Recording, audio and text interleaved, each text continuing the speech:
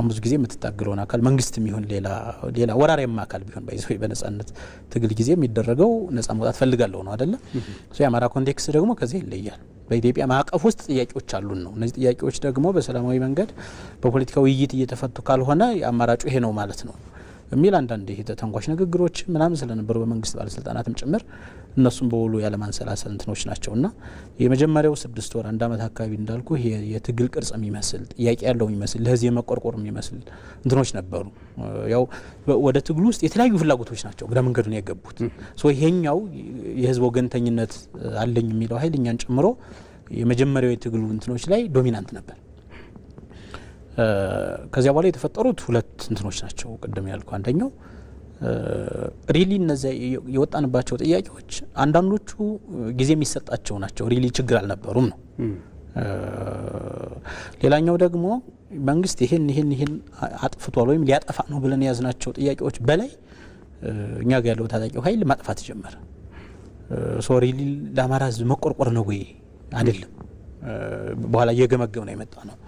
ተቋም ቅርጽ ይያዝ ሲባል ቀድሞ የሚመጣው የስልጣን ጥያቄ ነው፣ የቡድኖች ፍላጎት ነው።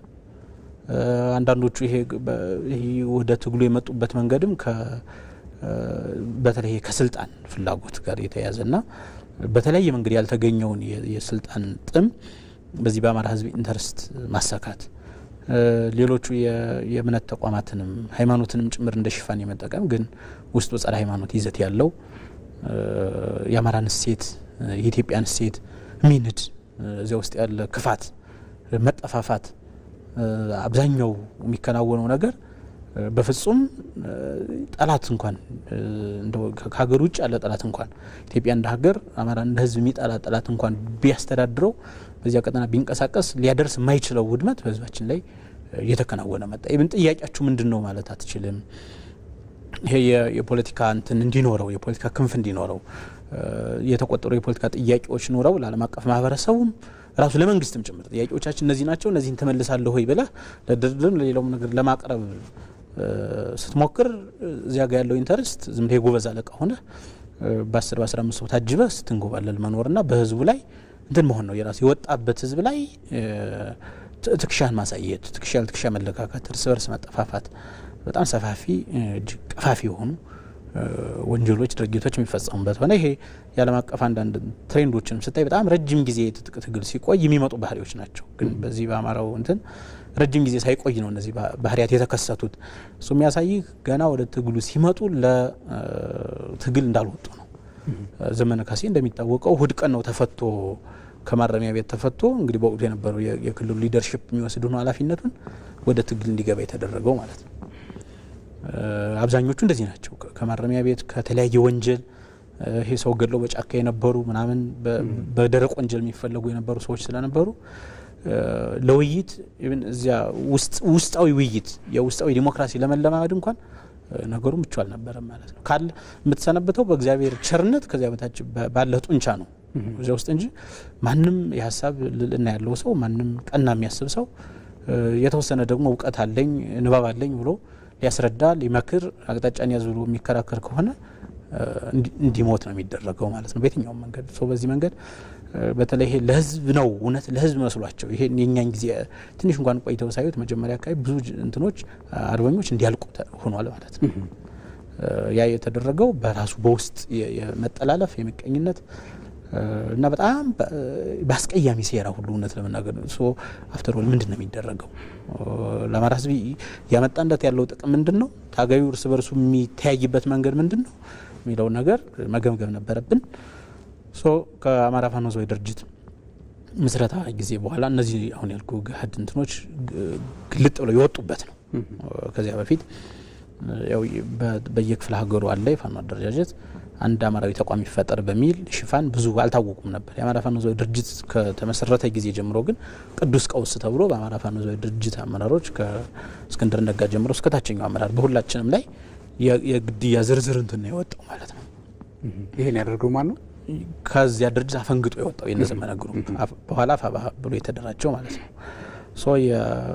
ያው መንፈሱ በዚህ አይኖር እንጂ በሁሉም አይነት የታጋዩ መንፈስ አብዛኛው እንደዚህ ይታወቃል።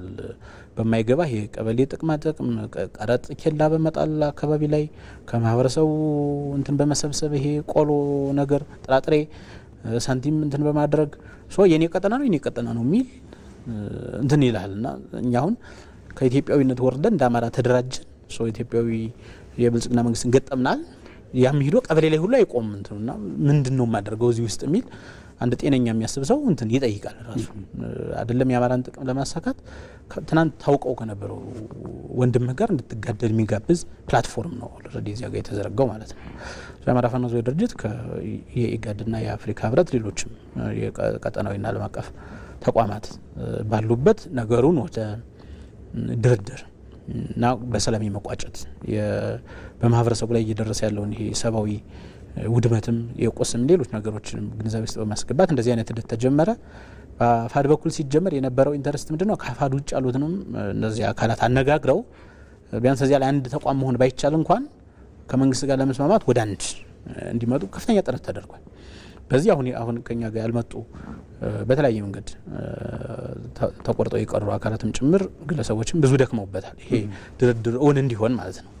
ፋይናሊ አይደለም ከአፋድ ውጭ ያለው ሊመጣ አፋድ ውስጥም ጭምር በተለያዩ እንትኖች አሳማኝ ባልሆኑ ግን ሞር የፐርሰናል የኢጎ የጥቅም በሚመሳሰሉ ተራ ጉዳዮች አብዛኛው እንትን የመዘግየት ምናምን ነገር ሲፈጠሩ የግድ እንዳፋድ መሆን ነበረበት። የነካብተን ማስረሻም በኋላ ምኛ ስምምነት የማስፈጸሚያ ስምምነት የተፈራረምናቸው ፊርማዎች የተወሰነ ፍንጭ የሚሰጡ አጠቃላይ ባለው የአማራ ክልል ቀውስ ውስጥ ናሬሽኑን ጭምር የቀየሩ ማለት ነው። ይቻላል በሰላማዊ መንገድ ከመንግስት ጋር ችግሮችን መፍታት ይቻላል ወደሚል እንትን ያመጡ ብዙ ኃይልም ጭምር በዚህ የዘላቂ ስምምነት አካል ተሳታፊ በመሆን ወደ ሰላም እየተመለሰ ያለበት ሁኔታ ነው የሚገኘው ማለት ነው። ዊች ሚንስ ግን ብዙ ስራ የሚጠይቅ ነገር አሁንም በአማራ ክልል ውስጥ አለ። ከተወሰነ ጊዜ በኋላ ቀደም እንዳልኩ ኒርሊ ከአንድ አመት በኋላ ትግሉ ራሱን የቻለ የቡድኖችና የግለሰቦች የጥቅም ማስፈጸሚያ ስለሆነ ከዚያ ጥቅም እናጠባለው ብሎ የሚያስብ አካል በዲያስፖራም መስመር ያለው ሊሆን ይችላል፣ ከሌሎች ሀገራትም ጋር መስመር ያለው ሊሆን ይችላል፣ ከሀገር ውስጥ ሸማቂ እና ፈንጋጭ ቡድኖችም ጋር እንትን ያለው የየራሱ መስመር የቡድንም የግለሰብ መስመሮች ስላሉ ሰፊ ስራዎች ወደፊትም ጭምር ይጠብቁናል ማለት ነው።